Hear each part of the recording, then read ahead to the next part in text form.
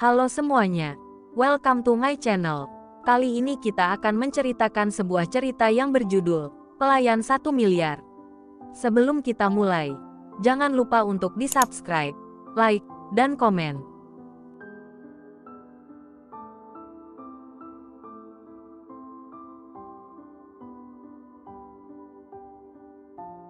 Episode 14. Ada terong. Saya tidak rela jika Sekar dan Lily dijadikan. Diam, bentak Pak Umar. Emangnya kamu bisa mengembalikan uang yang sudah habis itu? Hah? Tapi bukan berarti harus mengorbankan anak-anak kita. Timpal Bu Nining dengan nada yang tak kalah tinggi. Dia ikut marah dengan situasi ini. Kamu pikir kita harus mengorbankan siapa lagi kalau bukan mereka berdua? Satu saja tidak akan cukup untuk mengganti uang 1 miliar itu. Pertengkaran terjadi setelah Juragan Kartono dan anak buahnya membawa Sekar dan Lily pergi dari rumah tersebut. Saya tidak ingin anak kita dijual belikan. Tidak mau. Bu Nining teriak-teriak hingga membuat gaduh di rumah. Diam, jangan tambah membuat pusing kepalaku. Bentak lagi Pak Umar pada sang istri yang terus berteriak dan ngamuk karena tidak rela jika Lily dan Sekar dijadikan jaminan. Bu Nining menangis terseduh. Hatinya merasa pilu mengingat kedua anak perempuannya yang telah pergi. Ini akan menjadi lebih baik jika mereka dijadikan istri. Yang dia dengar adalah mereka akan dibawa ke kota untuk bekerja sebagai pekerja malam. Itu yang membuatnya sangat sedih. Pagi-pagi, Bella sudah bangun dan merapikan tempat tidurnya dengan rapi. Dia ingat benar bahwa tinggal di sini tidak gratis, dan dia harus mengurus apartemen ini. Namun, sebelum melanjutkan tugas-tugasnya atau pergi ke dapur, dia penasaran dengan pintu kaca besar yang terhalang oleh gorden. Bella perlahan mendekat dan membukanya. Saat pintu terbuka, angin segar pagi langsung menyapa kulitnya, membuatnya merasa seperti berada di kampung halaman.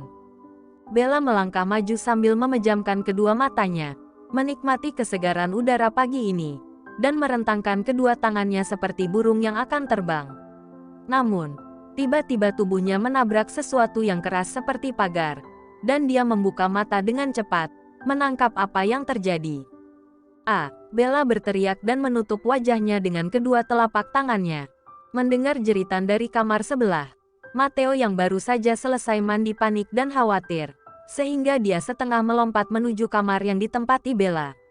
Tetapi ketika dia membuka pintu kamar mandi, Bella sudah tidak ada di sana. Blak, membuka pintu balkon, dan melihat pintu kaca balkon terbuka. Matteo segera menuju balkon dan menemukan Bella berdiri di sana dengan wajahnya yang ditutupi kedua tangannya. Ada apa ini? Berisik. Pagi-pagi sudah membuat gaduh, kata Matteo, yang membuat Bella berbalik dan melihatnya. Sekali lagi, Bella berteriak ketika dia membuka jari-jarinya yang menutupi pandangan matanya. Lalu dia segera berbalik kembali dan masih menutupi wajahnya. Dia tidak sanggup melihat tubuh Matteo yang hanya mengenakan handuk. Cek, apa yang sudah merasukimu? Teriak-teriak terus. Ada apa? Pagi-pagi sudah membuat orang jantungan saja, sergah Matteo. Itu, Tuan.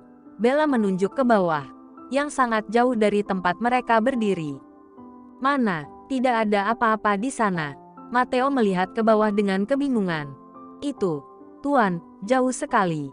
Aku takut ketinggian. Ngeri, aku takut, ungkap Bella, tetap belum membuka matanya.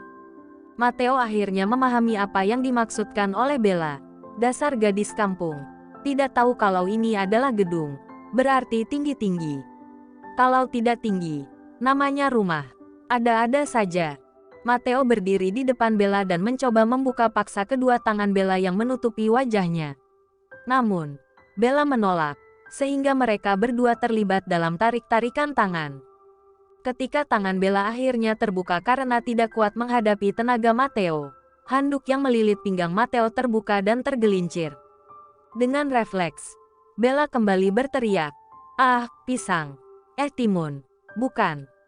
Terong. Dia berteriak sembari berbicara dengan gumaman yang tak jelas akibat melihat sesuatu yang menggantung. Sekali lagi, dia menutupi wajahnya dan berbalik memunggungi tubuh Matteo, yang dengan cepat mengambil handuknya yang tergeletak di lantai. Matteo merasa sangat malu. Masuk saja, siapkan saya kopi, Cepat, Matteo terburu-buru masuk ke kamar Bella untuk kembali berpakaian. Wajahnya memerah seperti tomat matang. Menahan malu karena seorang gadis melihatnya dalam keadaan seperti itu. Aneh, pagi-pagi sudah membuat keributan. Pagi-pagi harus membuat kopi dan sarapan. Ini malah bikin keributan. Gerutu Matteo sambil meninggalkan kamar.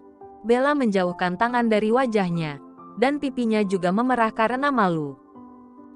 Pagi-pagi kedua mataku sudah ternoda dengan penglihatan yang tak seharusnya. Bodoh. Bella mengutuk dirinya sendiri sambil menepuk pelan keningnya. Dia kemudian keluar dari kamar setelah menutup pintu kaca balkon. Bella melangkah menuju dapur, tetapi dia bingung mencari barang-barang yang diperlukan. Kopi ada di mana? Gula di mana? Kalau air ada galon. Tapi saya tidak tahu cara menyalakannya untuk air panas. Dia memutuskan untuk mencari panci untuk memasak air, sambil mencari kopi dan gula. Dia membuka lemari pendingin yang penuh dengan berbagai makanan dan minuman. Namun, matanya masih mencari-cari kopi dan gula yang belum dia temukan. Mana kopi saya? Lama sekali sih cuma membuat kopi aja. Katanya sehari-hari di rumah. Tapi sampai sekarang hanya membuat kopi saja seharian. Keluh Matteo. Suara itu tiba-tiba mengagetkan Bella yang tengah fokus mencari-cari. Bella berdiri dan membalikkan badan menghadap ke arah Matteo. Aduh, Tuan, aku ini masih baru di sini. Wajar dong kalau aku tidak tahu tempat menyimpan barang-barang itu. Di mana letak kopi dan gula? Hah, kamu masih mencari barang itu? Tanya Matteo, yang segera mendapat anggukan dari Bella. Selama itu, saya sudah berdandan cukup lama, dan kamu masih belum menemukan kopi dan gula. Iya, Tuan, sahut Bella sambil menundukkan kepala, menatap lantai.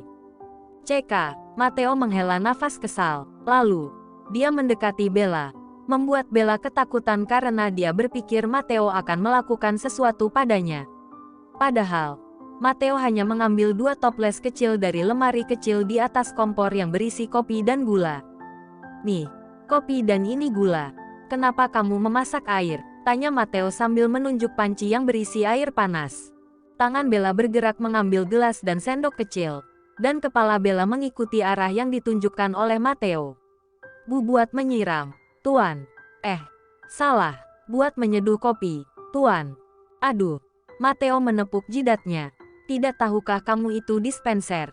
Tanya Matteo sambil menunjuk dispenser. Tidak tahu, Tuan. Tapi itu dingin. Apakah bisa menyeduh kopi dengan air dingin? Selidik Bella. Ya Tuhan, ini untuk air dingin dan ini untuk air panas. Untuk menyeduh kopi dan mie juga bisa. Jelas Matteo sambil menggelengkan kepala. Hehehe, belum tahu, Tuan. Selain itu, air sudah dimasak. Sayang jika harus dibuang, kata Bella sambil tersenyum. Kepala Matteo menggeleng dengan frustasi.